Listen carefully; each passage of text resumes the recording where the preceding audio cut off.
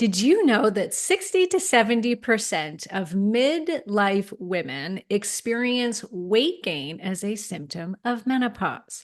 And it's not just about the extra pounds. These metabolic changes can have some of the hardest impacts on our overall health and well being. In a world where media constantly pushes the narrative that we women need to have the perfect body and never age, it's easy for our self worth to get tangled up in how we look. For many women, the physical changes during this time of life can feel like a blow to the ego. I know it was for me. It's, but the truth is, there's so much more to the story. That's why I'm thrilled to have my friend, Dr. Mariza Snyder, with us today. Dr. Mariza is a functional doctor, perimenopause and menopause expert, and the author of 8 incredible books, including her most recent, The Essential Oils Menopause Solution. Her number one best-selling book, The Essential Oils Hormone Solution, has helped women everywhere optimize their health, and her podcast, The Energized Podcast, has over 12 million downloads, empowering women to take control of their health. So welcome. I'm so happy you're here. Finally, I get to interview you. Yay. I am honored. I am so honored.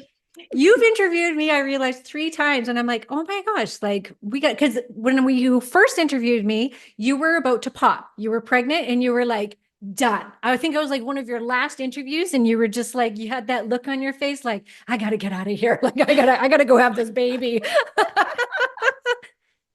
And I then it's was been a doing couple of interviews years. up until like 2 weeks prior to giving birth. Oh, I did that with both children too. I worked right up until the very, very end, and it was hard. I I can't say literally that that worked was that easy. day because it Did was you? I did. Well, because I was 41, I ended up I looked like I was heading towards preeclampsia, which I know we're going to get into metabolic health. Yeah. But I basically what I called I failed the litmus pregnancy test in the sense that I flagged for cardiovascular issues in pregnancy at 41 years old and ultimately had to get induced. So I got induced at 39 weeks. And so it was scheduled. So I knew that I was going in at 9 o'clock or 7 o'clock that Right. evening. So I worked the first half of the day.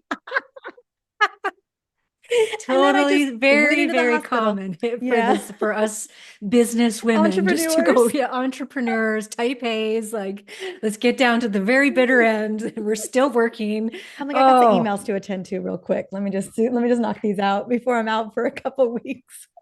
so would you say that you hit perimenopause prior to getting pregnant then, if you were 41 when you had your son? That's a great question. If we were, how do we kind of identify when we are in perimenopause? And ultimately, right, it's that transition. And I know your community knows this, where that first hormone begins to drop, and that hormone being progesterone. And my progesterone levels, I remember my mom used to joke well, not joke, she was dead serious. And she used to say, the women in our family don't have progesterone. And I was like, Interesting. and after a certain age, I would say in our 30s, a lot of the women in my family did have low levels, but a lot of women that I take care of, that is very much the case. Like I see lower levels of progesterone even before we're really supposed to see them. Mhm. And my family, the Mexican side of my family, a lot of generational trauma, a lot of things. And so I always kind of took it for at face value of like, oh, that's just how it is. When your mom makes a statement like that, you're just like, oh, okay. And Yeah. then I was like, but no, that doesn't make any sense in the sense that there's a reason why. I was like, Yeah. mom, yeah, I hear you. And have you ever wondered why the root cause of that is? And so I was in my mid to late 30s, my progesterone levels had been low. And I remember when I was trying to get pregnant at 40 years old, I thought I had enough. I was like, maybe I got enough, but I ended up having a miscarriage with that first Mm, pregnancy. And immediately I was like, okay, I need a supplement with yeah. progesterone. Right. And I did for the pregnancy with my son. I supplemented it all the way to 16 weeks. I took progesterone every Okay. single day for that, and obviously maintained that pregnancy, except for the fact that late 38th week I started seeing signs of obviously high blood pressure, and then potentially I was heading into preeclampsia symptoms. And so Ah, But And yes, what I about was. post-pregnancy? Like, did you have, like, because we know that the drop of progesterone, and if you already didn't have much, it can cause Good depression. question. If you're open to that, sharing that, Yeah, I I don't would know. say postpartum. I would say the first couple of weeks, the lack of sleep made things a little scary. Yeah. I was crying and freaking out, and I realized definitely no sleep and no hormones, not a recipe for winning. And No. so I was really struggling. But then I started sleeping. I started getting more and more sleep, and I started doing better. So I didn't have postpartum depression per se. I would say that was just the first 2 to 3 weeks of Yeah. postpartum. And then I kind of pulled through. But I will say that, I mean, postpartum in its own right is very much its own journey. And in a way, Yes. default menopause, it's going to Yeah. be, I mean, let's just call it what it is. Yeah.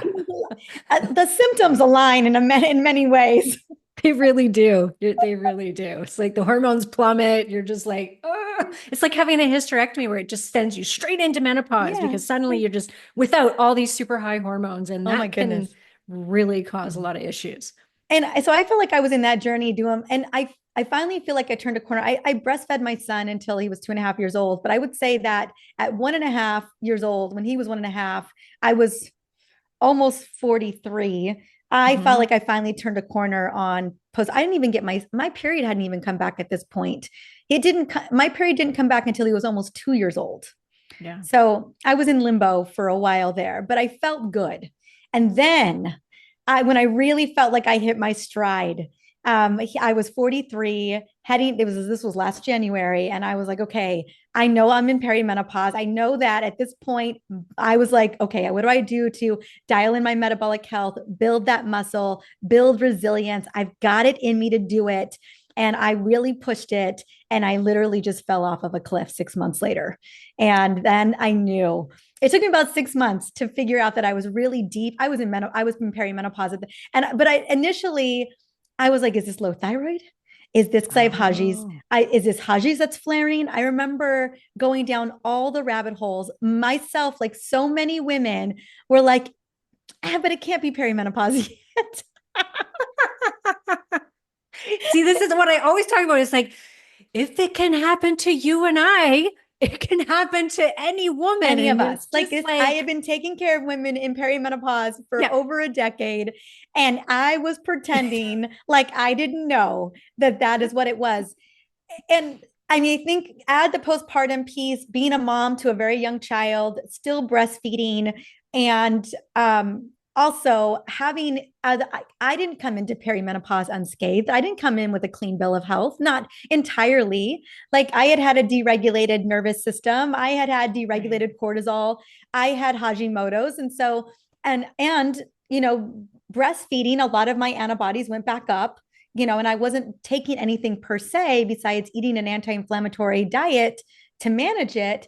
But we often know that pregnancy, especially if you already have an autoimmune condition, will most likely raise up those antibodies. And so Mhm. I knew that all that was happening behind the surface, but symptoms weren't really there until they were. And so I think, with the chicken or the egg, was it postpartum that drove me into perimenopause? Was it finally that I was in perimenopause and it just drove all my symptoms? Who knows? But ultimately, about 6 months later, after a number of lab tests and trying to figure out what was going on, I finally was willing to put the flag in the ground that I was officially in perimenopause.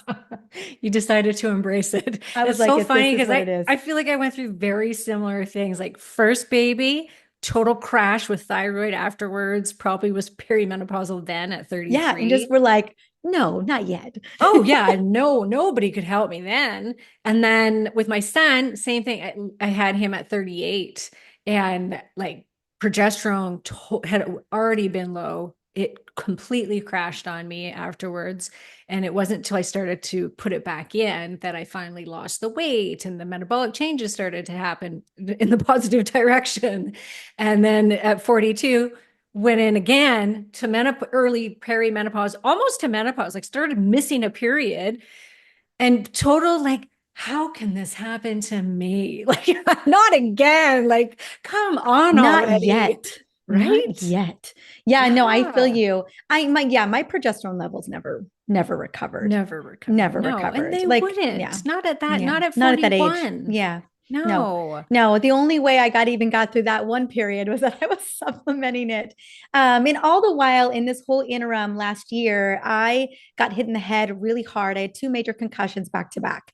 And so the reason why I ended up getting on progesterone was because of the concussions. And I Right. never got off ever since. Like there was never, Right. after I was doing a higher dosage continuously for brain inflammation and reducing oxidative stress. But then after that, I then started cycling it. Which for our listeners, it is kind of an alternative treatment that's getting more well known out there that progesterone in high doses and pregnenolone can help with brain inflammation, brain injury. My husband just had a concussion 2 weeks ago, and I got him on progesterone and pregnenolone, and it was like instantaneously he started to feel better. Yeah, yeah, it was one Yeah. of the many tools I used in my toolbox. But I also and one that I knew I needed anyway. Um, but it is interesting when you're still cycling and you're on a continuous progesterone, everything kind of shuts down. Yeah. Yeah.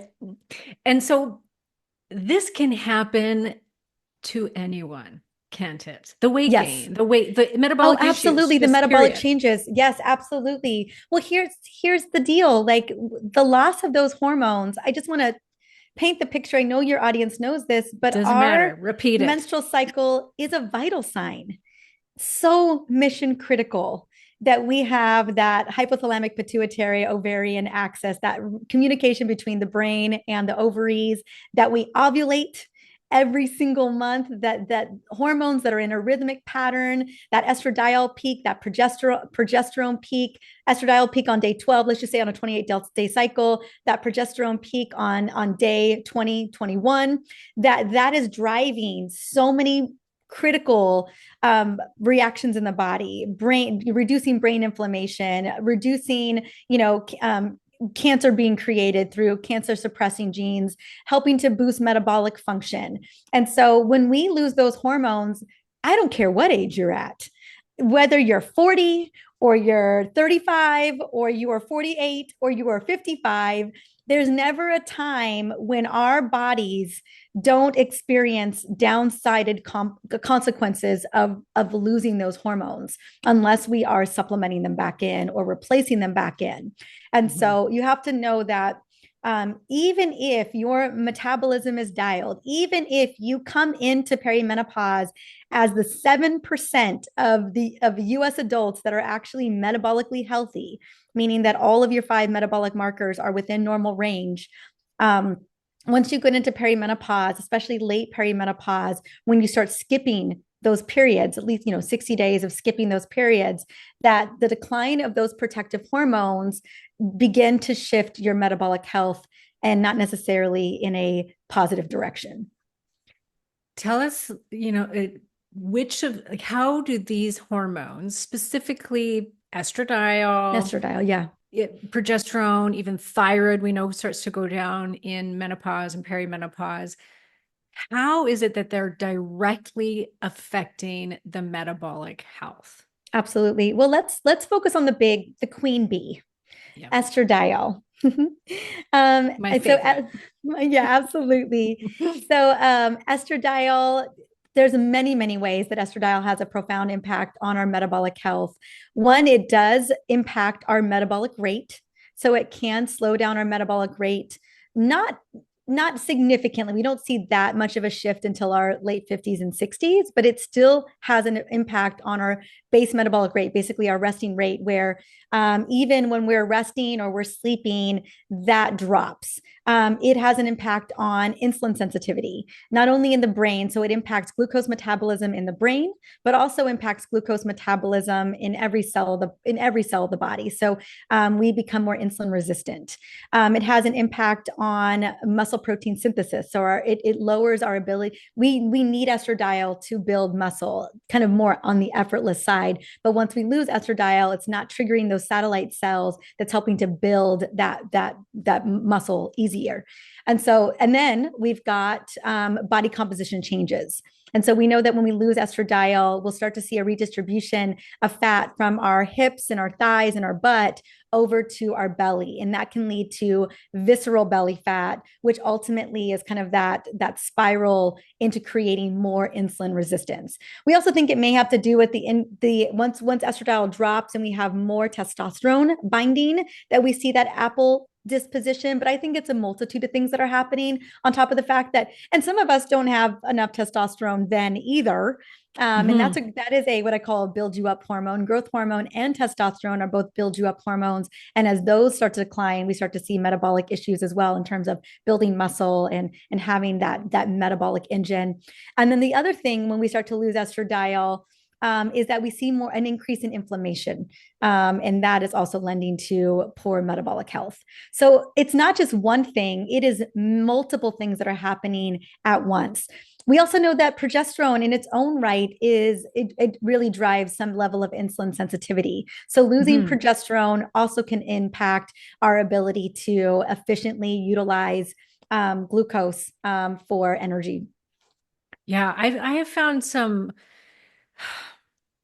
different research on the progesterone and insulin link, which is, I think, fascinating.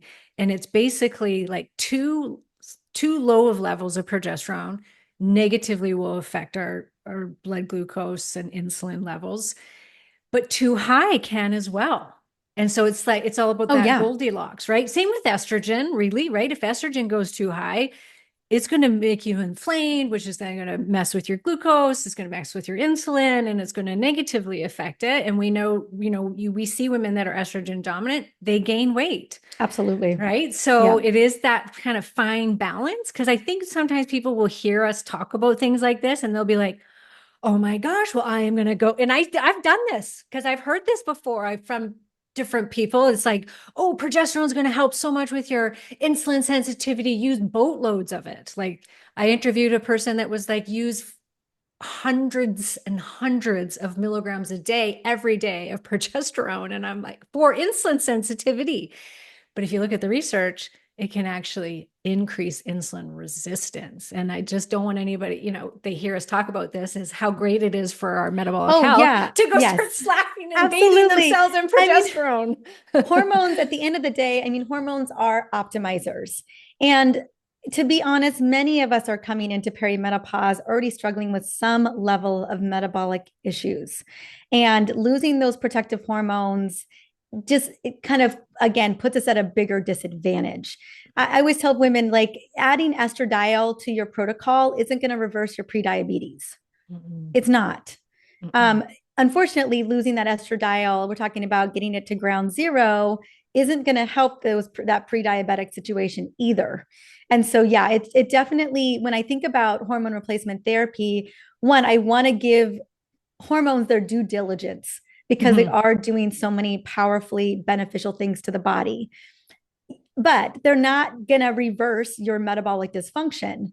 But I will say, if someone's coming into perimenopause and they already are struggling with some metabolic issues, they're probably going to see an increase in if they default to doing, they just kind of are living their life and doing their thing and they're not proactive. Losing those hormones aren't necessarily taking you somewhere good. I always say that perimenopause sets off an acceleration of events that can lead to, chronic disease risk down the line if we don't mitigate it. And a Yeah. lot of it has to do with our metabolic health. I mean, at the end of the day, if us having this conversation, me reading a book, me walking, during the day is reliant on my cellular metabolism. I mean, that is very much at the epicenter. So anything that we can do, any lever that we can pull to help giving us more aliveness, to help boosting our metabolic health, our cellular energy, I say is the name of the game. And can hormones be optimizers to helping to do that? Yes, but they are never going to be the end all be all. Yeah. Yeah. And I have a lot of listeners, a lot of women that are very health conscious that Mm-hmm. come into this stage in the game like you and I did, where they feel like they've got it all under control and they're eating super clean and healthy and they have been for years and they're fit and they're, taking the supplements and they're, prioritizing protein, they're lifting heavy, they're doing all the things. And then they get their labs and it's like, oh, what the heck? My cholesterol went up, my blood sugar went up. What's going on? It's like, this can happen once again to even the healthiest of women. And so I think that that's where that tool, let's call it a tool, that the HRT can come in combined with other interventions to help with this stage in the game when the hormones can be driving a lot of that metabolic dysregulation. Yeah, I mean, they're definitely losing them is not helping. That's for No, sure. no, And so it definitely is not. it is a yes and it's always going to be lifestyle interventions, tweaking those lifestyle and building muscle isn't going to be as easy as it used to be. Recovery isn't going to be the way that it used to be. How we manage and mitigate stress is going to shift. Mhm. How our glucose is being again, how glucose is being efficiently processed and utilized isn't going to be as efficient as it used to be. And so we have to know that those things are shifting and it's not just age. Yes, age is happening. Unfortunately, that is going on. That's Yeah. happening over here. Yeah. And then hormones are also, and some would argue that hormones are actually a cascade towards greater aging. Yes. And so and I would agree with that. I would say that Mhm. that is very true. There's something Yes. about ovarian in reproductive longevity that, like I say, write it until the wheels fall off. And so just note that that's kind of what you're up against. And so you'll notice that that same workout, man, isn't getting the same gains that it used to. Right. Those strategies that work for you in your 30s, man, they're just not cutting it the way that they used to. And you're not as resilient. You don't feel as resilient as you once were. And that's because, yeah, there's a lot of things that are shifting, not only in the brain, but also all over the body. And so hormones being a big part of that. But again, and I'm of the camp, there's some practitioners out there that want you to do the lifestyle first before you bring on the hormones. And I don't think anyone should be denied these optimizers. Yes, you need to be doing the lifestyle interventions, and we can get into that as well. But I would never deny what I call like a light switch on moment for you by bringing on hormones. If anything, I think women, we deserve as many wins as we can get.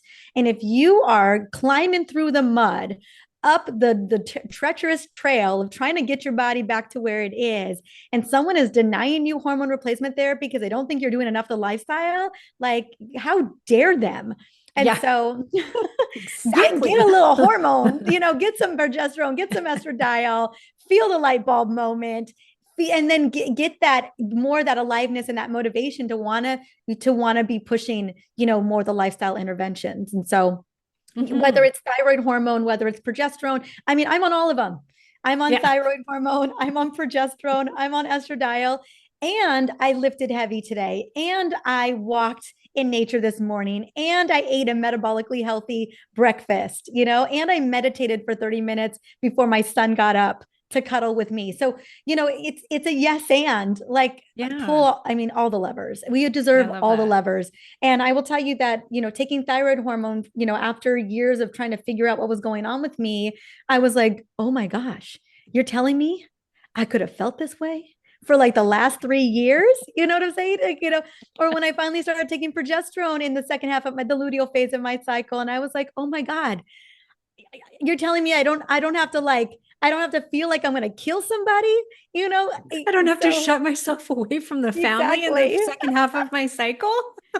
Yeah. I can It actually be wasn't like I tolerated. wasn't doing the other things, and so Yeah. it's Yeah. always going Yeah. to be a yes and. I just want women to recognize that when they step into their early to mid 40s and their lipids and their blood sugar, blood glucose labs, all the labs start to move in an unfavorable direction. Their highly sensitive CRP starts to head into the Yeah. abnormal range, and they're wondering what the heck is going on with me. I want you to know that yes, there's probably some pivots in lifestyle that you can make, and it's very much your hormones too. Yeah. The Yeah. research I is think clear. that's so important. Yeah. Yeah. That they all go together. Like you can't just slap on the hormones and expect that you don't have to fix the lifestyle pieces. You will not get very far, Yeah. 100%. But it goes both ways that you can only get so far with just the lifestyle without the hormones. I saw an Instagram reel by a very, very well-known person. I'm not going to name names because I don't want to throw anybody under the bus. It's a man Ah, eh. And he said, you do straight out, he said, you do not have to take HRT in menopause. You can just use supplements and diet to balance your hormones.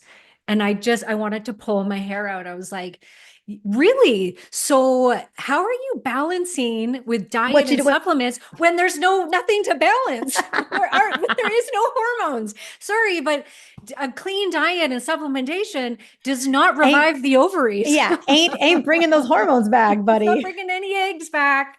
We're not going to stay fertile and keep producing these really great hormones. And I was just like, how could he possibly say this? Somebody that is so intelligent. And I was like, oh, just walk away, Karen. Don't worry about it. But you see all these women going, oh my gosh, yes. And one woman even said, I will never take, I'm going to make sure that I never take HRT. Like she was like so proud of Mm, herself. And I was like, that is so not the way to look at this. Like we no, ah no, no. The way that we look at this is we deserve all the tools in the toolbox. And it's just a lack of, thank it's a you. massive misunderstanding. Yeah. It's just like when I hear someone tell me that birth control is going to regulate your cycle. It just shoot me in the head. My God. Shoot me now. Well, okay. Now, on that topic, if a woman, say, is in her late 30s Yeah. and she's starting to get the metabolic effects, the negative effects of losing some of these hormones, probably her progesterone's going down, maybe the thyroid, are there things in your toolbox that's not HRT that you see really helping at this transitional spot? You know, whether it's your essential, like I'd love to hear what you would recommend for good supportive essential oils that a woman could use and supplementation. You've got a great line of supplements. So, what are you seeing that's really helping women at that early phase before she may reach for HRT? Great question. Well, if it is a thyroid issue, girl, get your thyroid medication. Let me, like Exactly. that is I mean, one of your major metabolic pedal hormones. Like that is the gas pedal there. You deserve to have optimal thyroid levels. And if you need Yes. some thyroid support, it's such a mission critical hormone that please go get that. If you're noticing changes and things are not making sense and all of the interventions aren't working, please go get a full thyroid panel run. That's thyroid stimulating hormone, which again is not even a thyroid hormone. That's a pituitary hormone. Free T4, free T3, reverse T3. So let's make sure that we got conversion going on. And then looking at antibodies too. Let's make sure we don't Yeah. have an autoimmune condition that's going on and simmering Under under normal the hood. values, Yeah, right? Like where exactly. thyroid can look great, but you got some antibodies. I mean, that's when I was diagnosed, 38. I was actually going to start Wow. getting pregnant and something wasn't right. I was dealing with estrogen dominance at the same time. And guess what? Nothing's in a silo. Nothing is like you don't just have estrogen dominance over here and your thyroid over here, and so they're all interconnect, they're all talking to each other, and obviously stress and cortisol, that was happening over there too. And so yeah, it was all interconnected. It wasn't just one thing. And so I remember running the full lab panel, and again my TSH looked great. It was even under Right. 2, but still I had the subclinical Hashimoto's. And I was dealing with, and again, low progesterone levels. So, in relation to that, just unopposed estrogen that was driving And some didn't you estrogen have a dominance. history of PCOS? No, well, you know Oh, what? okay. So I think I actually shared this in the book as well, the book I'm writing. I think during that time, those were the early 2000s, when I was in my 20s. And the whole thing was the only hormone issue we would recognize for women was that they were all stressed then. And Yeah. I was like, oh, my cortisol deregulated. I'm in survival Right. mode. And sure enough, like at 3 o'clock every day, I had to have a snack, like a sugary coffee, some snack. Like I was crashing.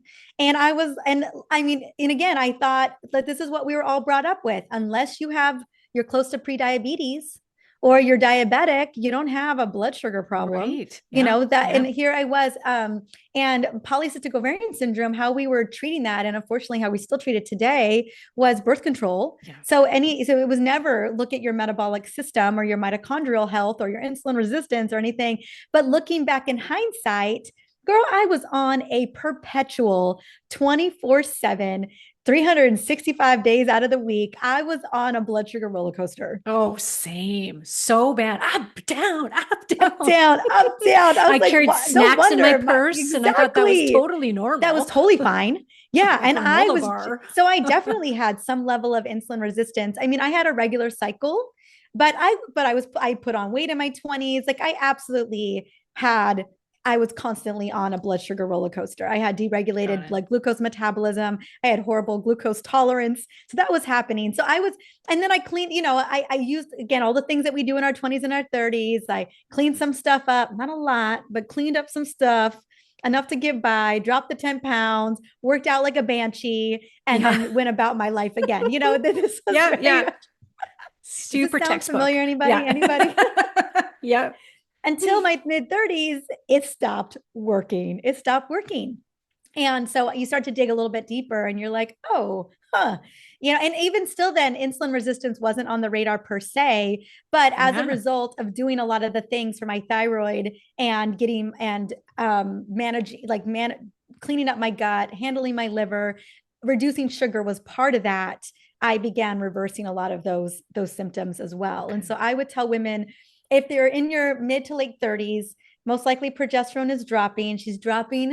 She's being sneaky about Yeah. it. She's being subtle. It's Sometimes she's not there. Sometimes she is. sometimes she is. Maybe you're ovulating, maybe you're not, but you're still being, it's relatively consistent, I would say, for most of us, but still that resilience, that metabolic resilience.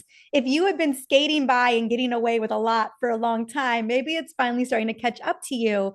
And so I think lifestyle though, Karen, is really the thing that will really move the needle along with supplementation, absolutely sure. But I think for me, I started moving my body more consistently. I would say in those years, I was very sedentary. I was working Mhm. a lot. I would do the big workout in the morning, the thing I was supposed to do the big hit heavy weight training. And then I thought, Oh, yeah, I'm done. done. I'm done for Mhm. the day. Like maybe I'll move a little bit, but I probably wasn't clocking even 7,000 steps a day then.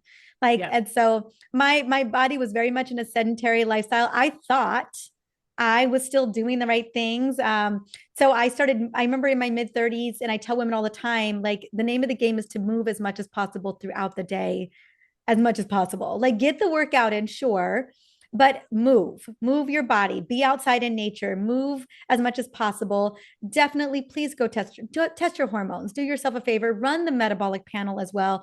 Take a look. Are we dealing with any low level insulin resistance, low level glucose metabolism? If you grew up in the 80s and the 90s like I did, you probably grew up on ultra processed foods, and maybe it's finally catching up to you. Like, I don't know, like caught up to me. Once my hormones didn't have their same resilience, it all started to crumble like a Yeah. house of cards. And so I remember it being a lot of lifestyle interventions. I stopped trying to skimp on sleep. I was much more religious about it, basically. Like, I just felt like I couldn't cut corners the way that I used to. Yeah. I gave up alcohol. Obviously, Yeah. that glass of wine Yeah. on Fridays Same. didn't work anymore. Yeah. And I really started to try to regulate. I always recommend women. I think we're okay with kind of maybe running on a little less sleep, running on a little bit more stress because we think we've got the resilience. I think it is that mid 30s to late 30s that all of a sudden the things that we thought we could do, we kind of don't have the capacity for anymore. And so Yeah. I always tell women like it's time to reassess movement, sleep, stress resilience, hormones, looking at your metabolic health, how you're training, and then ultimately what you're putting in your body. What are you eating? So I Mhm. think we just do a major reassess of every pillar and get really honest about, okay, what can we clean up here? And then if we still need to do more work, then okay, what kind of supplementation is necessary? And there's some Yeah. non-negotiables as far as I'm concerned, Karen, that really help to move the needle. I mean, I was my husband was just negotiating with his primary doctor, and we can obviously run labs, but we pay a lot of money for insurance. And the doctor was like, you don't need a vitamin D lab. And I was like, tell her you do. Like, and she won't run a CRP on him. So I was like, I wrote up a whole thing and this is how he was going to, and she's like, it's being overtreated, vitamin D. And I was like, gosh, I mean, I look at vitamin D levels constantly and everybody is under way Yeah. under where they need to be.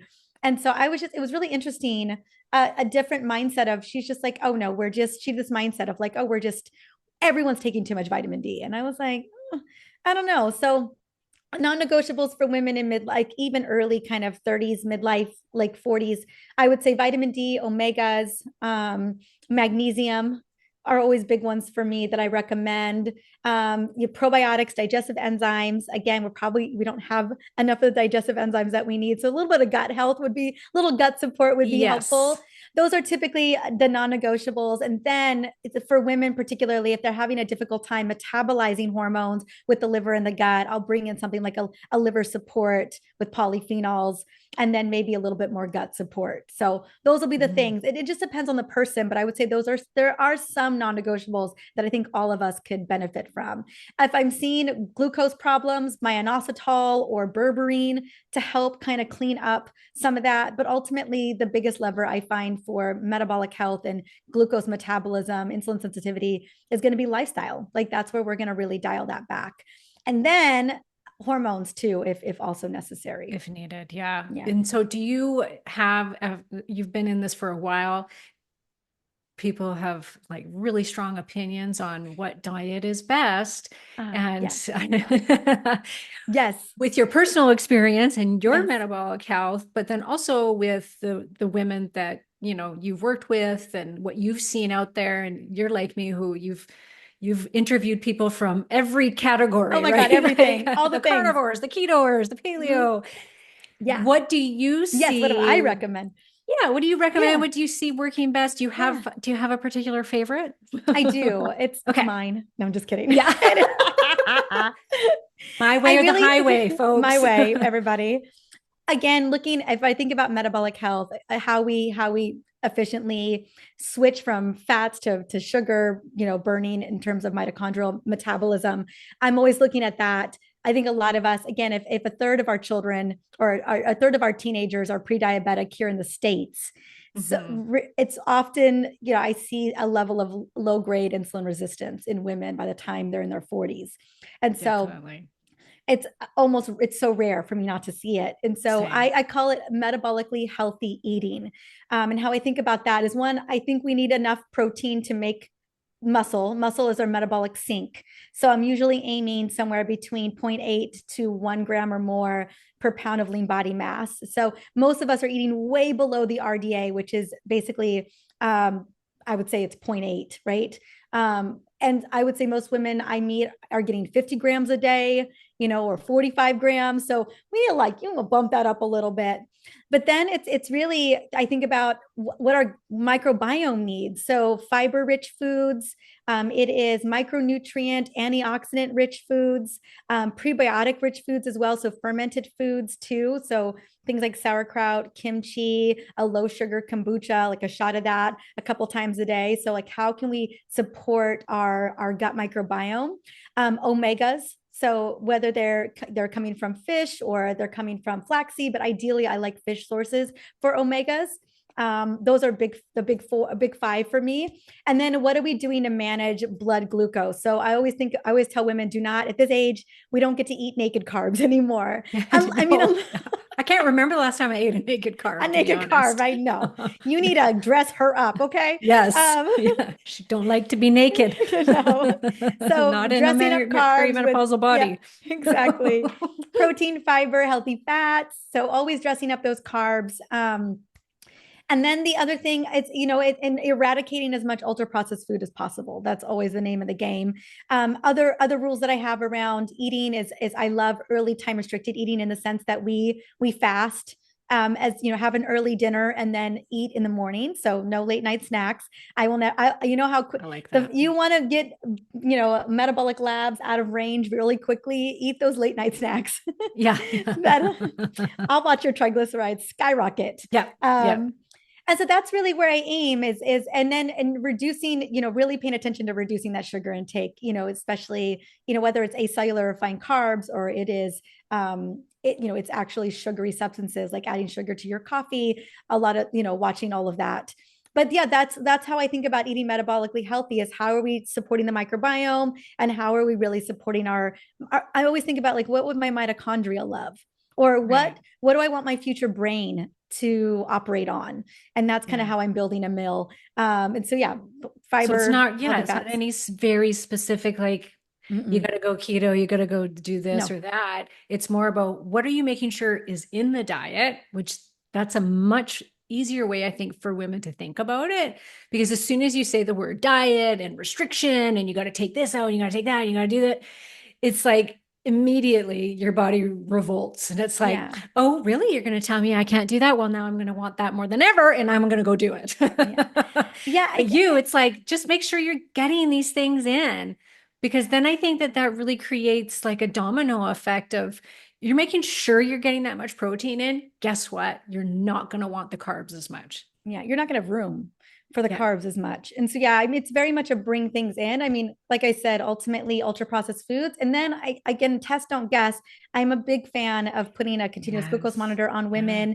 And initially, the first week, usually the first 7 days, I have someone journaling and tracking their food, but also eating normally the way that they did and seeing what happens when they just eat normally, live in their normal life, how Mm-hmm. that impacts their blood glucose every day throughout the day.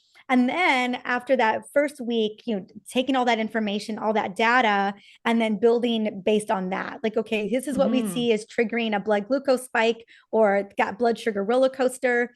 And this is what we can start doing to kind of mitigate those things. And so, I mean, once you're in midlife, a lot of us are responding to the same things. Some people, I mean, some people can drink coffee before breakfast and it not have a spike. Other women drinking coffee before breakfast is going to spike them. So there's going to be these nuances that you're going to learn about yourself. But again, I feel like journaling and tracking your blood glucose in real time just brings so many aha moments and really awakens us to what is driving those spikes.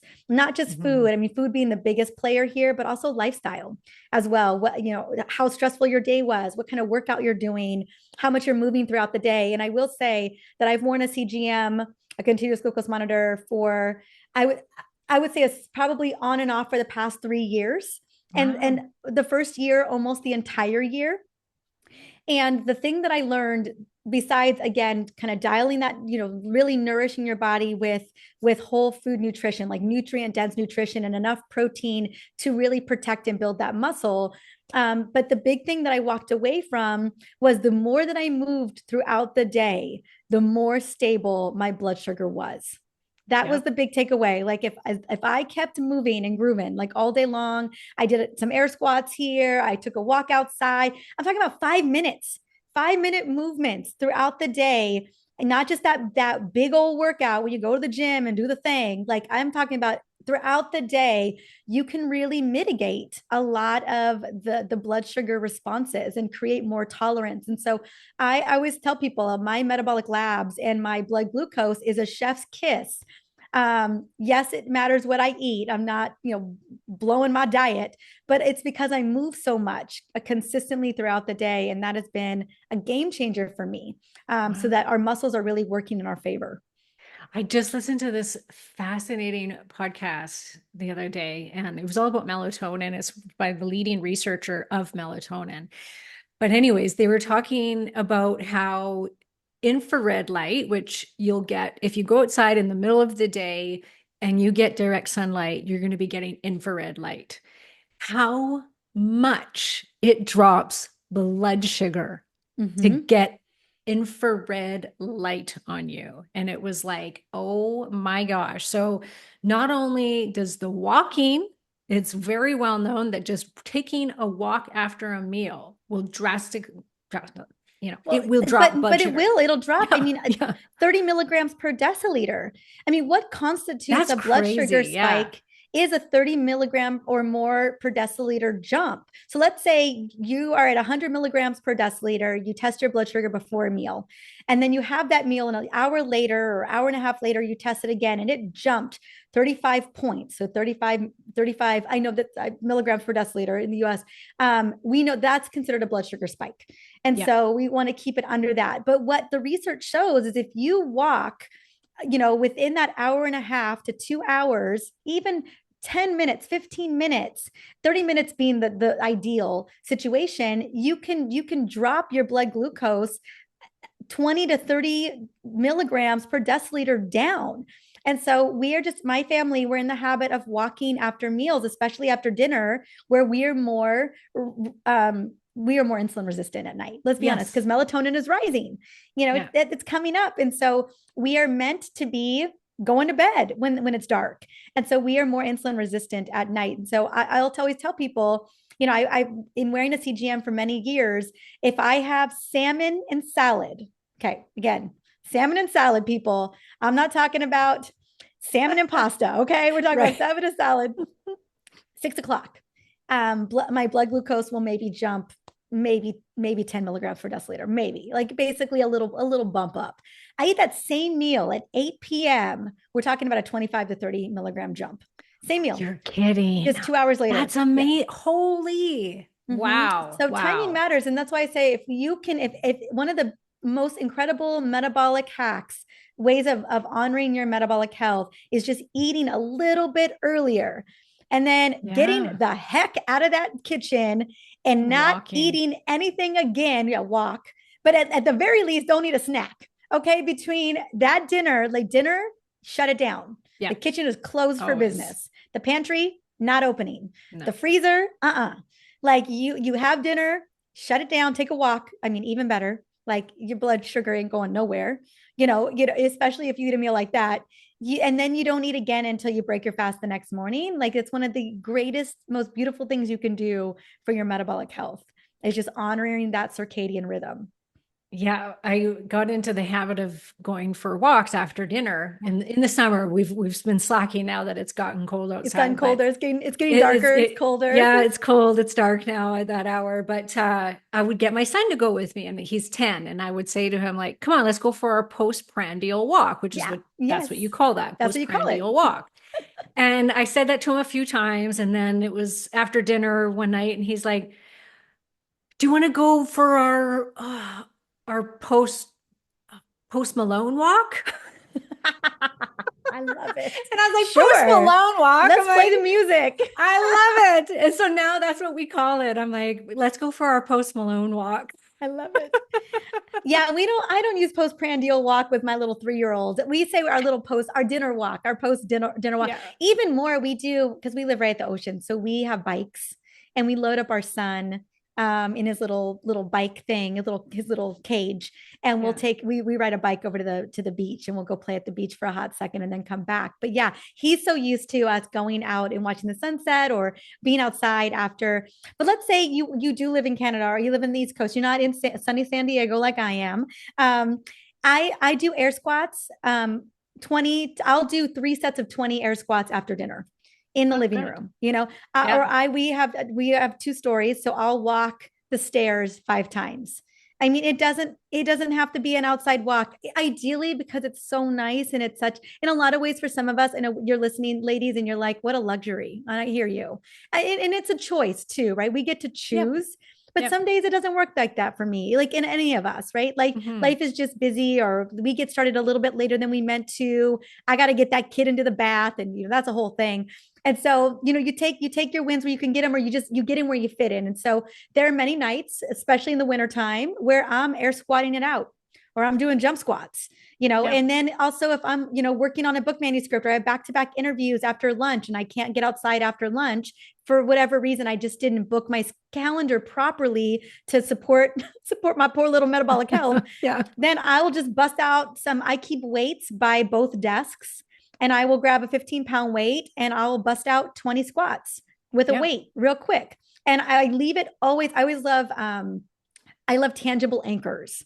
So essential oils are a great one like that. Or a weight I'm going to trip over that sucker. So, I mean, I can't not see it.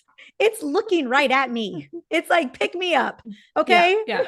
Yeah. Do some I did. squats, lady. I got the under desk treadmill for this Yes. purpose because I'm Yeah. like, if I'm going to sit at my desk as long as I do in a day, like I got to get a standing desk and I need a treadmill. And it works. Like I've learned how to type, no problem, as I'm walking. And sometimes I have to walk really slow, but at least I'm moving my At body, least you're moving. and I'll Absolutely. crank it up when I can. And I make sure I'm getting a lot of walking in. And I love the tip of the CGM. Any kind of a tracker like that I used to resist big time. Mm. It's like I didn't want to know the truth. And that's the thing is when you track, you can no longer lie to yourself. No, you And you cannot. see it in plain sight. Like I've got my ring, my Yep, ultra I got my human whoop. ring. Yeah. Yep. And it's amazing because you'll see like, oh, look at I ate that dessert at 7:45 at night and look at my sleep. Yeah, look at my, You exactly. know, look at my CGM. Or I only got 5 hours of sleep last night. When we get under 5 hours of sleep, we on average will eat 20% more calories Yeah, because and we you got to wake get the up energy insulin somewhere. resistant. Absolutely. And so I will say, especially after the brain injury, especially, but probably perimenopause in its own right, it sleep is the most profound lever I can pull to function. Like Yeah. for my Yeah. brain to function, for me to function, for us to have this conversation. Yes, walking is amazing, but if I want my brain to work, sleep is the game changer. And I know that sleep is a Yeah. major modulator of your metabolic health and glucose metabolism, particularly for the brain. And if we losing, I think about estradiol being the master CEO of a woman's brain Yeah. and how we process glucose efficiently. You lose estradiol in the brain, it's one of the greatest losses that we can experience, Yeah. hands down. Yeah. Yeah. And most important, the reason why, besides the fact that it is helping to drive so many reactions, reducing inflammation, but most importantly, it's driving glucose metabolism and the efficiency of that metabolism. As estrogen drops, the brain is going to be starved. Even if glucose is there, it can't utilize it the way that it used to. And so one of the things that has been the biggest game changers, obviously, besides using progesterone, girl, like don't get it twisted. I'm definitely using progesterone, but it's sleeping hands down. Like if I don't get a good night's sleep, it can literally feel like a hangover for me. And Yeah. so Same. that's what I said when do a hard assessment of some of these areas in your life and see like how, and I measure it with the ultra ring or measure it with the aura ring. Yeah. And I know some of these things, these wearables can be a little bit on the pricey side, and I get it. And what is your health worth to you, especially once you are in midlife? Like if these types of wearables, this type of tracking in real time gives you that level of data that your doctor is never going to give you, that those labs are never going to provide you once a year, are you kidding me? Like, what are you getting from that? I mean, Yeah. and again, it's only based on pathology. Yeah. And once you tip the scale on that, then it's you're siloed over to a specialty and given medications for that. Like, what if we could prevent this by Mm-hmm. actually tracking it in real time? And so, I wear a CGM every quarter. I track my sleep and my body score, my energy levels all the time. And Same. I know when I'm, because here's, as a mom to a 10-year-old or a mom to a 3-year old, I can easily choose my son over me. I could easily say I'm too busy to do the things. But Yeah. if I'm measuring it in real time and it's telling me, woman, you better move, or you only got how much sleep? Like, no wonder you feel like crap today. Like, I know. And I reel it back in. It keeps Mm-hmm. me accountable, Yeah. And the trackers, they're also changing in price. And I think everybody they should are getting hear that. cheaper. Like some people are like, oh, I can't afford that. And like the Aura Ring's really expensive. It's Yes, the it most is. expensive one. And you got to pay a membership every month. But the Ultra Human, which is just as good of a ring, actually looks better too. It's thinner. Um, it's affordable. I think it's a couple $100 compared to like twice as much for the Aura, and there's no monthly membership for it.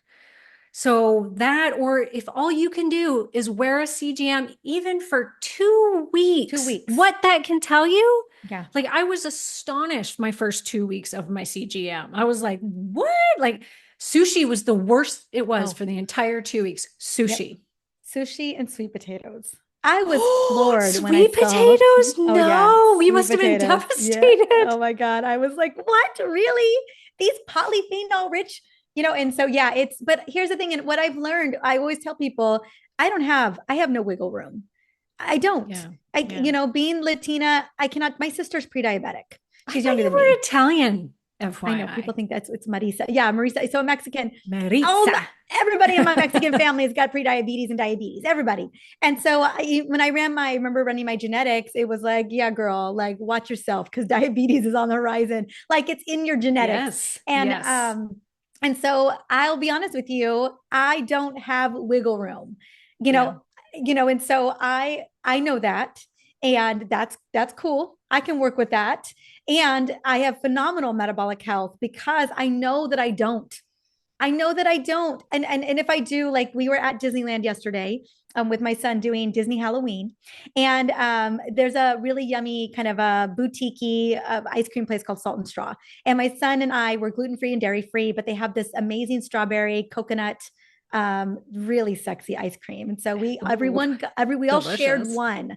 We Okay. shared one, all of us, because I wasn't. I would have to have that to myself. No, I was There'd like, be no we all, sharing. everybody, all three of us, mom, dad, and Kingston, we're all sharing it. But best believe we're at Disney, we're walking. I think I clocked 30,000 steps yesterday.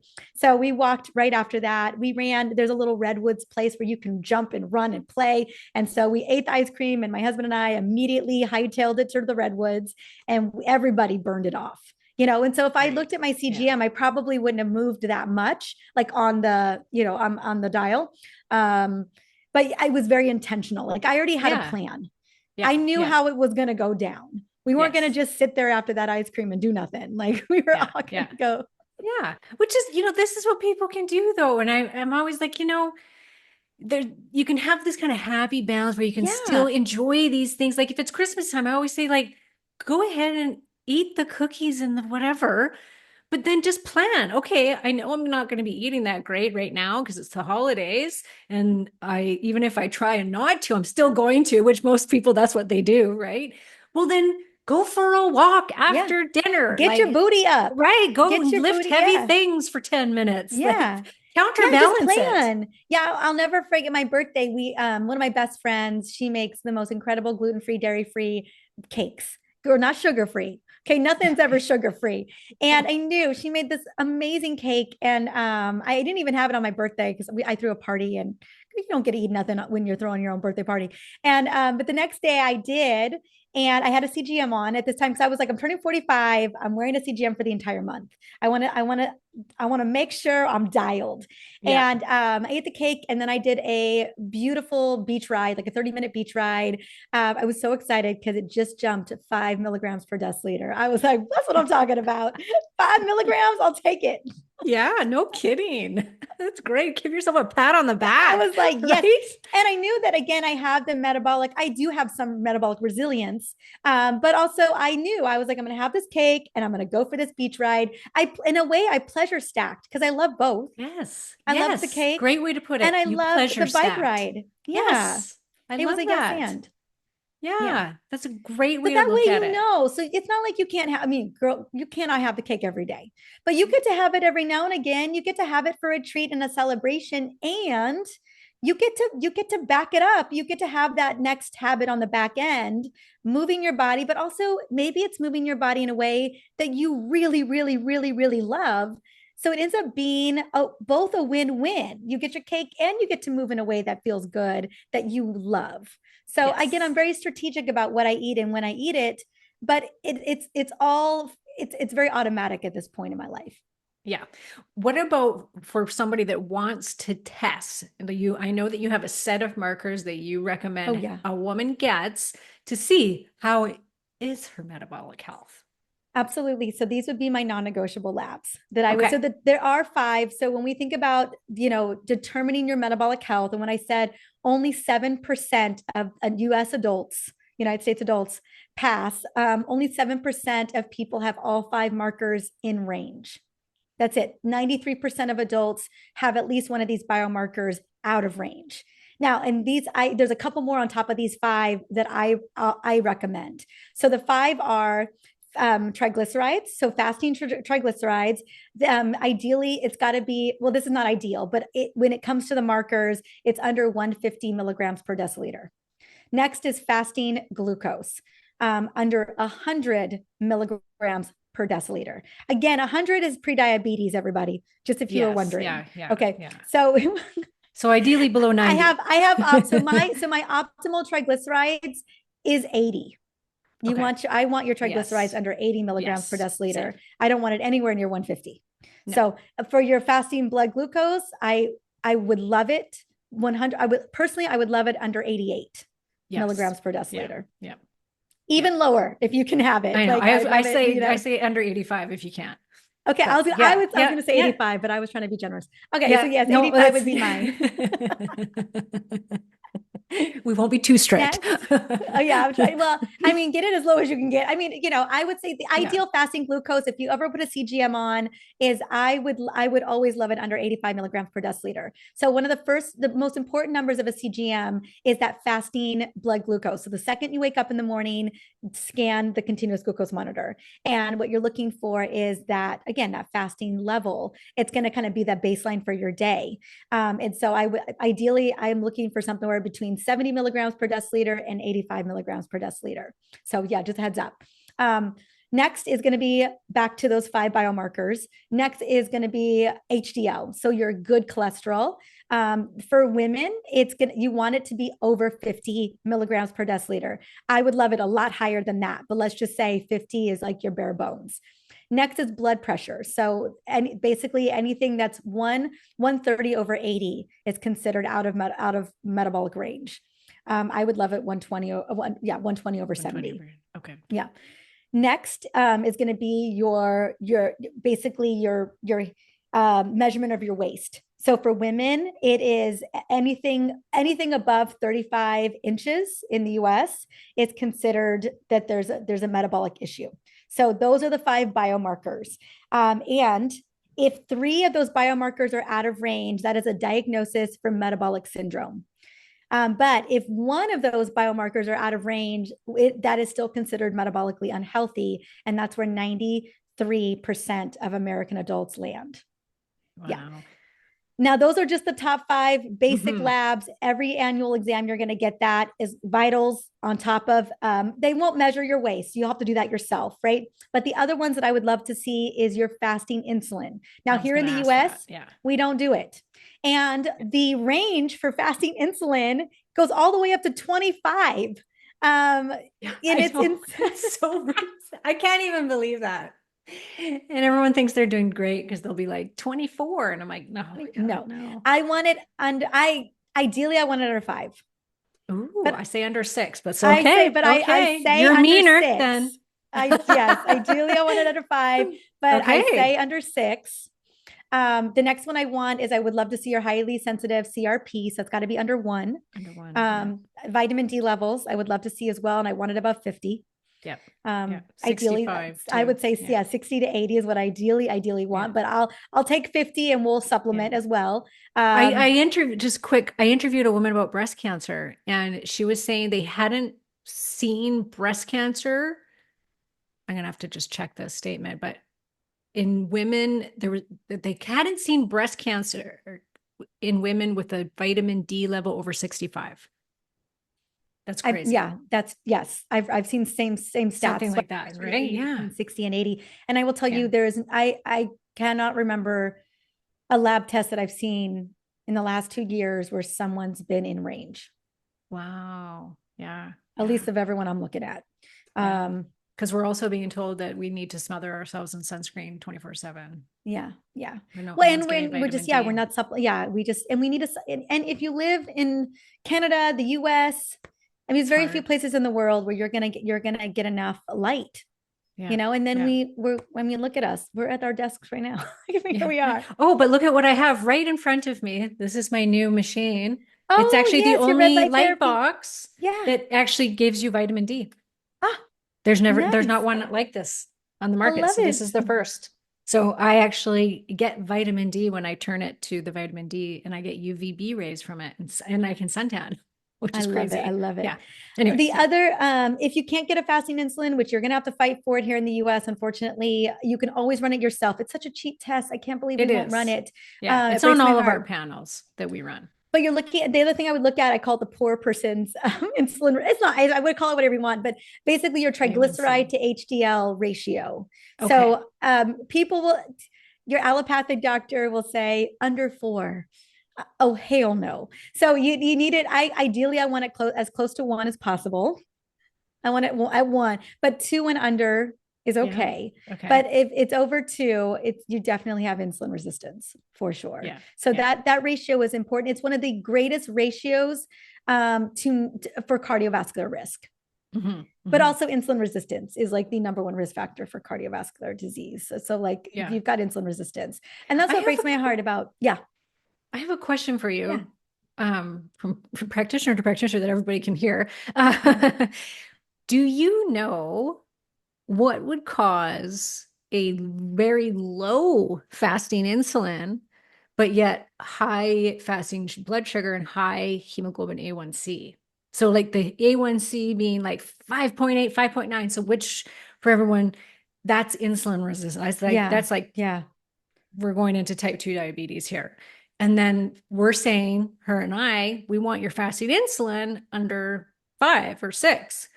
What if it's flagged really low? Like, how does that match up? Do you know? I don't know the answer to this. And I've asked a couple blood sugar people and they don't know the answer. They I say would maybe say stress. it could be stress, but I would retest that insulin. Oh, okay. Yeah, Yeah. it's Yeah. probably, I mean, mistakes are made all the time, They right? are. It's Yep. yeah, Yep. constantly. So I would just retest the fasting insulin again, just to Yeah. see, to double check. And what if it I comes back the same? then Any it could be a clue? stress response system. Yeah. What's blood pressure? Is it low? Super, super I'm not low? sure what her blood pressure was. Hmm. Yeah. Yeah. It's, I'll And ask. I would I'll also work ask. it against all the symptoms. Are we Yeah. looking at, yeah, symptoms of insulin She's resistance? she's metabolically very healthy, which is very Hmm. strange. So she's got this high A1C. She's extremely lean, very, very active woman. And I was just that was just confused. I hadn't seen that. And so it just kind of threw me. I was like, oh, why would that happen? Why Yeah. would insulin be low but blood sugar high? Hmm. I would actually retest all three: Right? hemoglobin Yeah. Yeah. A1C, fasting glucose, fasting Yes. insulin, and then Yeah. I would also consider a continuous glucose monitor. I'd Yes. want more That's what I data. was going to say And that's too. just it. When Yeah. we talked Yeah. about those annual labs, this is a snapshot. Now, is Yeah. it better than nothing? Absolutely. If we see things out of range, which unfortunately is again, 97 plus percent of people, they are, Hmm. it is just it's an indicator that okay, there are some interventions that we can begin to implement. There's some data that we can begin to collect, so that we can start making changes, Hmm. you know. Hmm. Because I think a lot of these are just a glimpse in one snapshot in time. And I mean, again, a lot of us can't afford to run these labs every quarter or even twice a year. I mean, ideally, at least having them annually gives you a timeline of what is going on, especially in our 40s as we're moving through perimenopause and things are moving. Like you could be 41 and Fast. everything's in range, and now you're 47 and things are out of range. We know Yeah. that hormones are a big player there, but we also know that lifestyle interventions can probably play a big role too, or Hmm. depending on how you're living your life. I think of women in their 40s. Man, there's never a time where this is where you have the most on your plate. This is where you could easily say, like, I will work on me later. I Yeah. need to take care of everybody else. And so we definitely, I think each and every one of us has room for improvement around supporting our cellular energy, Yeah. especially if 97% of us are already showing signs of metabolic issues. So I think that big part of this conversation is mindset and choosing you, deciding that you are worthy of being healthy and deciding that you are worthy of it, especially now as your body is changing in a lot of ways without permission. And if Hmm. we can get in front of those changes proactively, we win the life game, because that's what we're Hmm. talking about. This is the life game where if things are continuing to move in unfavorable directions, now we're talking about major increased risk.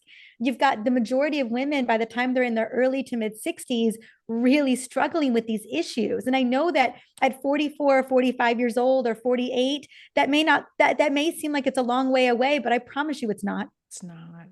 No, not this point in life. Things go by so They go fast. by The so years go fast. by so fast. Yeah. Yeah. And there's subtle shifts and changes too that you're going to feel, subtle symptoms that aren't going to feel Yes. great Yeah. either. So yeah, maybe you don't got the big old scary diagnosis yet, but you're probably not feeling 100%. You're probably feeling a little bit crappy.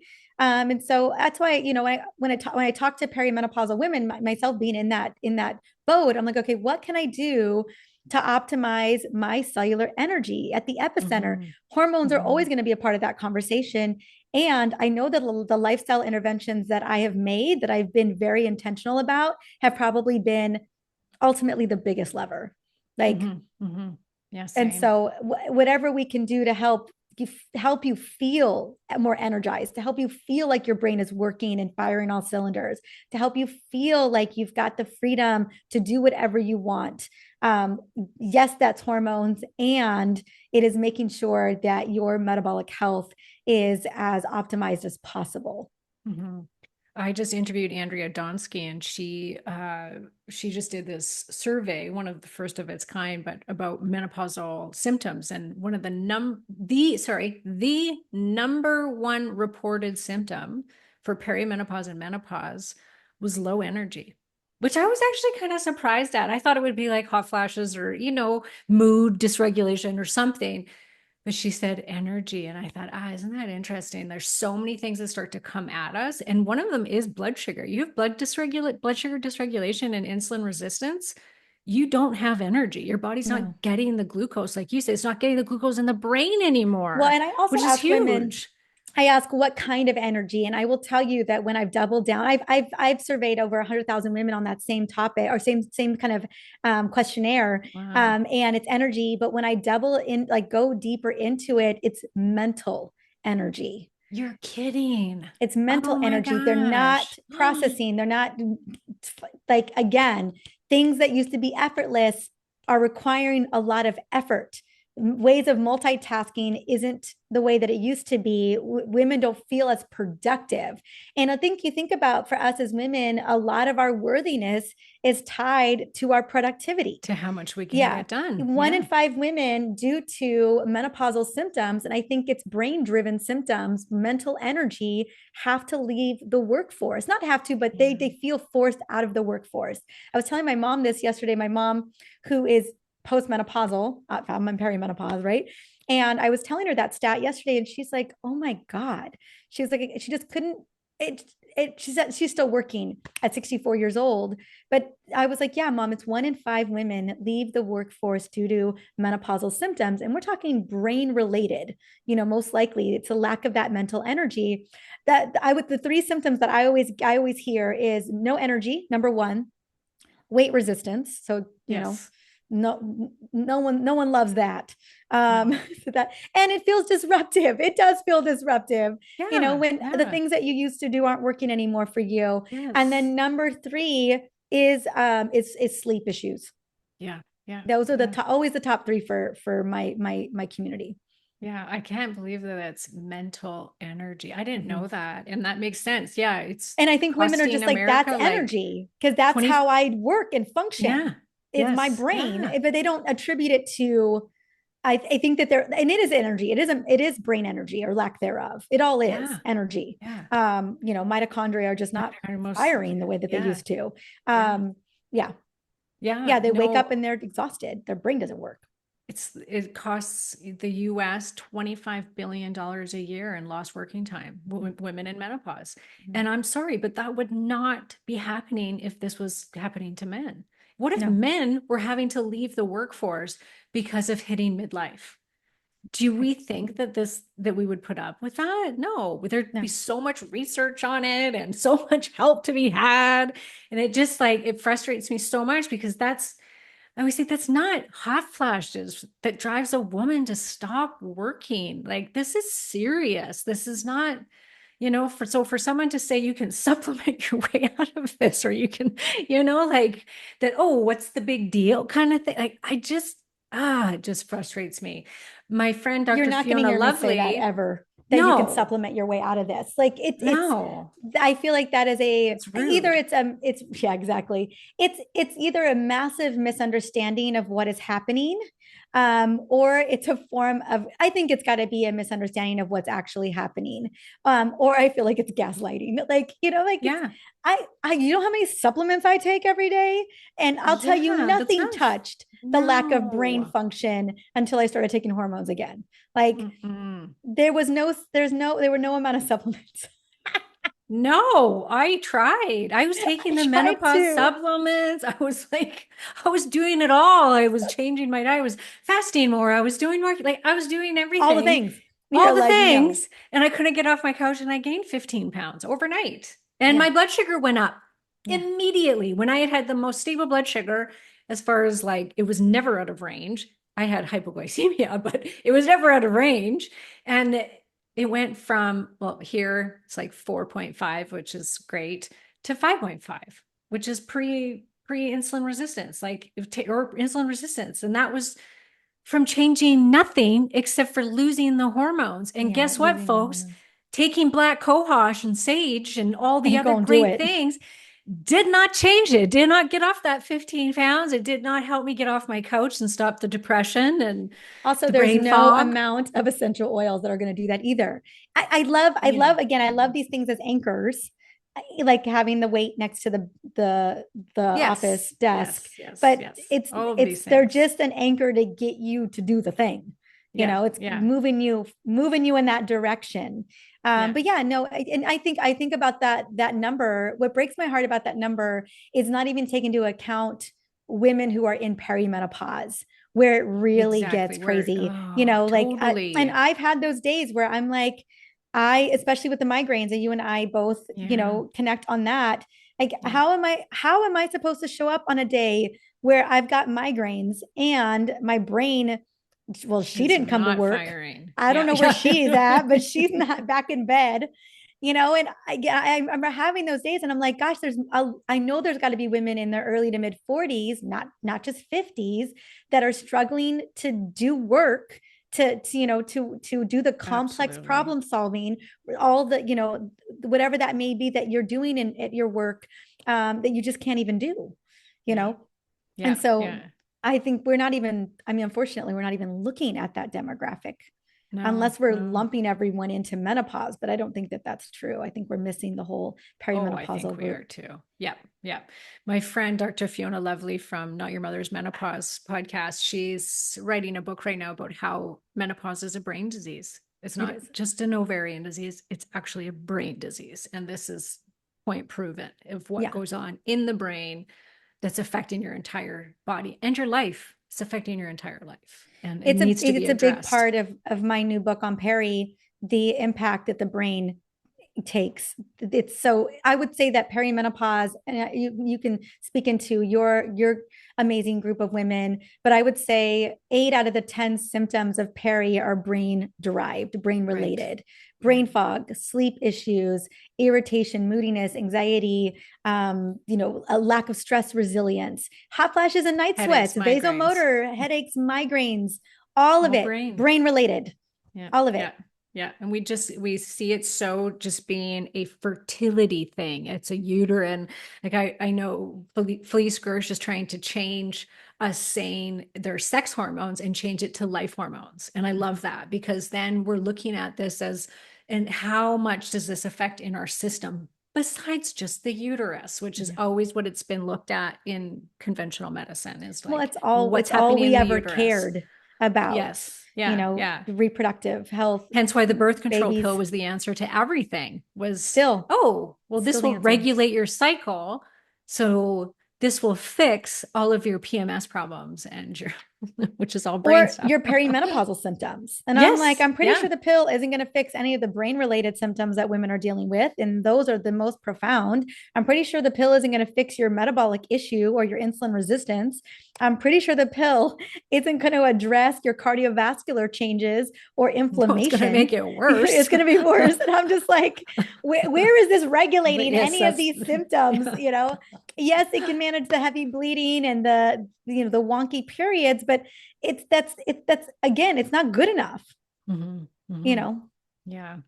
Now I could, this could be a whole nother podcast, the essential oil thing, but because you are known as like a very essential oil type queen of all things, essential oils, um, can you just, is there like a top three that you love for perimenopause and menopausal women? Or is that Sure. too, Yeah. I too mean, even general? no, no, no. I think I love it. One of my absolute favorites, and I put it on before I got onto the show because again, I'm in perimenopause in my brain. I don't. Yes. I'm always like, are you actually going to show up for this episode or for this interview? So, It's okay. You should see what I do before an interview or a hard day where I'm like, where's my methylene blue? Where's my, like, I have all of these like little hacks that I take and do just to get my brain fired up for yeah. sure. Oh, for sure. Yes. Same with me. I did all my supplements this morning. I did my methyl elevate. Like, how do I Take my boost those up? thyroid Come on, medication. mitochondria. Let's Yeah. go. Yes. Um, caffeine. I mean, let's be honest, Stirred it all of up. it. Yep. Caffeine. But peppermint is one of my absolute favorites. I put it behind my ears and the back of my neck. I also have I've had neck pain my whole life. And so it's just yucky. And so what I find is peppermint just kind of wakes up my brain. It opens up airways. It kind of oxygenates the brain and it just feels very alive. It's very powerful. So I will put it on everywhere and then breathe it in. And I'll just feel like, okay, I feel like I'm actually firing on all cylinders. But you can Yeah. make this into a spray and spray down a hot flash or a night sweat. So it's Yeah. It's really great lovely for like hot that. flashes. It's Yeah. also great for craving. So especially if it's like a food grade peppermint, which this is, I'll be honest, I'm very grateful. I don't have cravings anymore. It's super rare. And if I Yeah. do, I just grab my tennis shoes and walk outside. So cravings, but I get that so many of us are still struggling with cravings, probably because of some blood sugar stuff that's going on that is Yep. under this, behind the scenes. But I love this as a way to mitigate cravings. Like it'll Yeah. buy you the 3 minutes that you need to forget you even had one.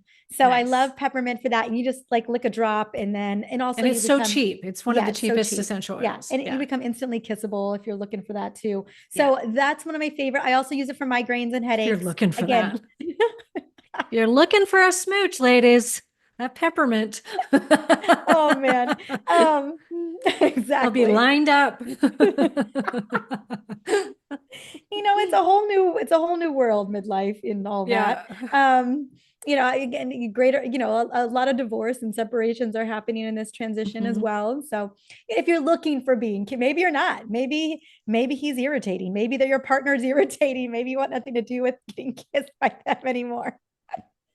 Don't use peppermint then, okay? Okay. No, Yeah. I'm just kidding. And then I love it for just kind of as an energizer in general. So peppermint's number one Okay. because it's such a it's so multifaceted. It can do a lot of things.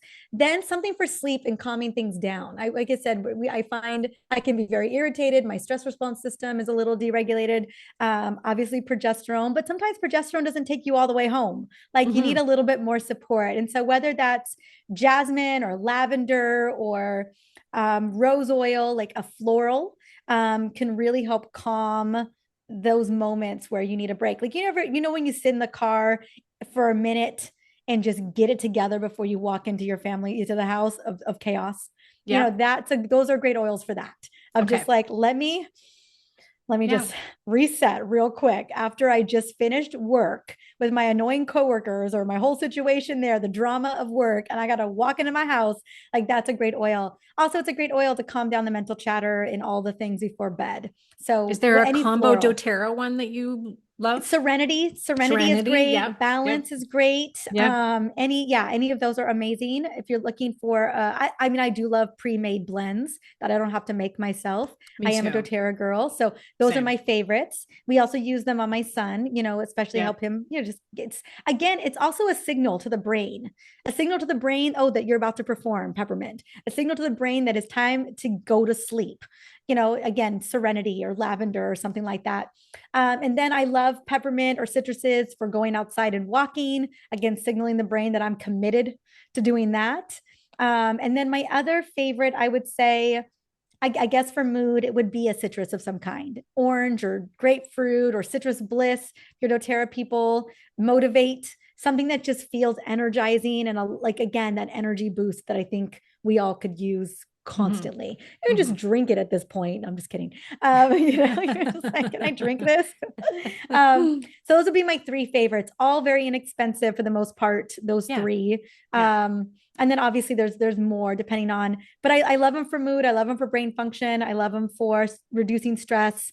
And I love them for sleep. I think those are Yeah. all. And Same. then my other favorite is Deep Blue. I Same. go through it by the gallons because I of the love migraines that and the one. Yeah, headaches. same, same. It's like just like shower the back of Just my neck shower. in Yeah, it. let me just get into Feels a Deep Blue so shower.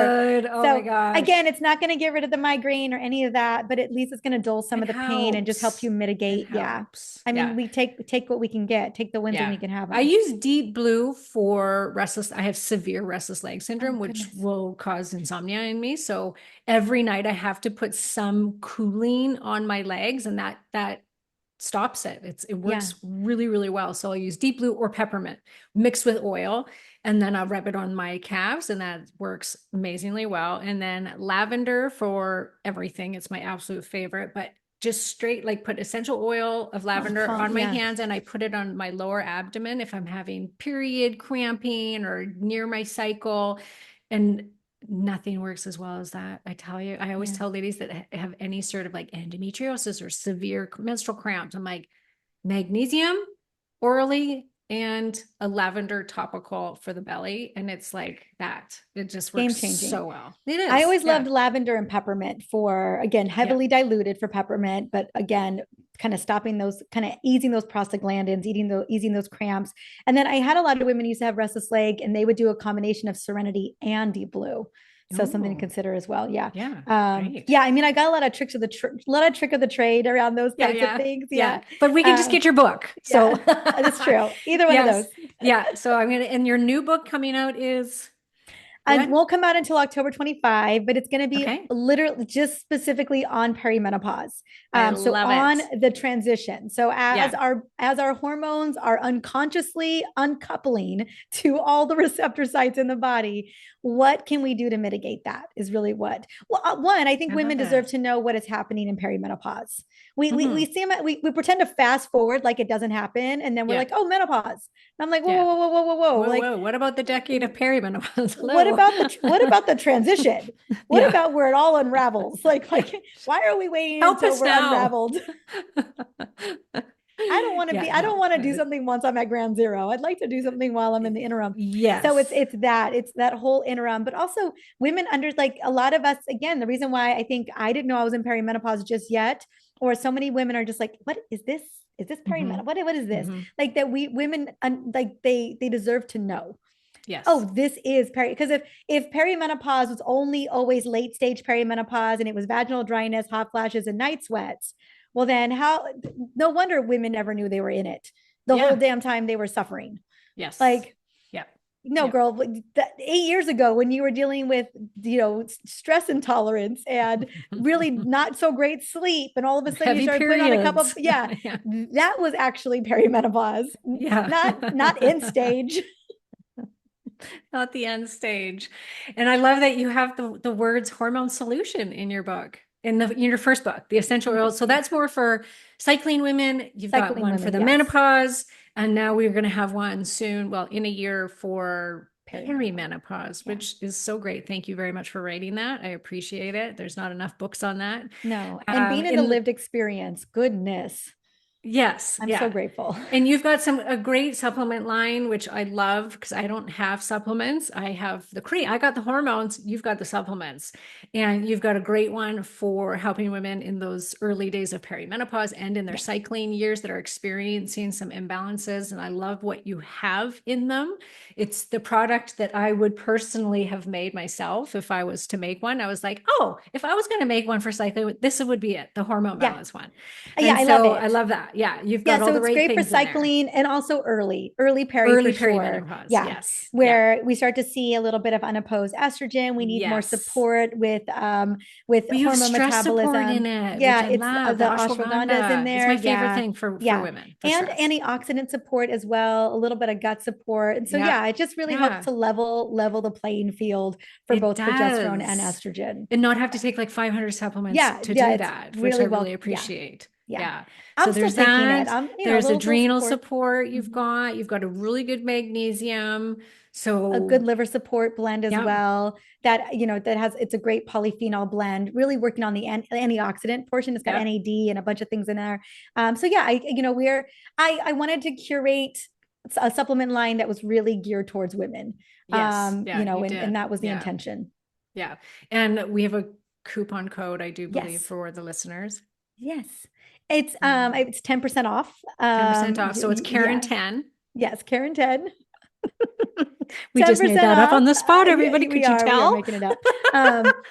And it's 10% off. And my recommendation, yeah, and I always tell women, like, most of us are magnesium deficient. I mean, luckily, We a are lot of us are all taking it. magnesium Yeah. deficient, I think. But Yeah. especially that week prior to your period, I tell women to go up to close to a gram. Yes. Yes. Please. Yeah. And just That take it 350 with food and then you milligrams won't ain't get the cutting it. diarrhea. Yeah. I find that that really helps. If you take it that much right before bed, you're going to have diarrhea in the morning. So if you spread that out, and I think yours is 300, it's 300 per. 350. Yeah. Yeah. Okay. So if you even just took one with breakfast, lunch, and then one before bed, I think that that would probably Yeah. not cause any Yeah, and I have gastrointestinal women taking issues. all the way up to 700, I think, Yeah. without any issues, because Yeah. our customers, ladies let us know.